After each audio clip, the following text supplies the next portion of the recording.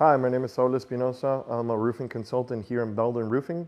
One thing that customers are always asking me is, how long does the roofing process usually take? So what I tell them is, the first thing, once it gets scheduled and you speak to your production manager, he lets you know that the crew will be there from 7 to 8 in the morning. Before anybody gets there, the first thing that gets there is the material.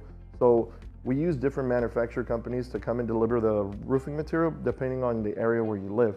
So the material gets roof loaded to your roof. Sometimes it has to get loaded onto the driveway. It all depends on the type of home.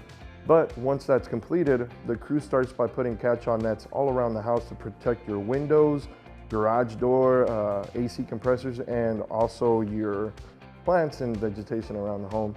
Then from there, the crew starts by tearing off the roof to the deck. From there, we also have a crew that's in the bottom, always making sure to pick up all the leftover material that keeps dropping off so it doesn't pile up on us.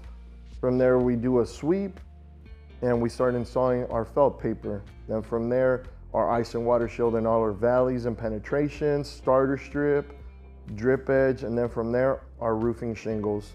So once all that's completed, which usually takes about a day or two, depending on the size of your roof, the crew starts by removing all the nets around the house, picking up all the debris, and passing a magnet for the nails. We want to make sure that your house is cleaned up and tied up, because at the end of the day, you don't want to come and accidentally have nails all over the place. So we're very specific with our cleanup crews.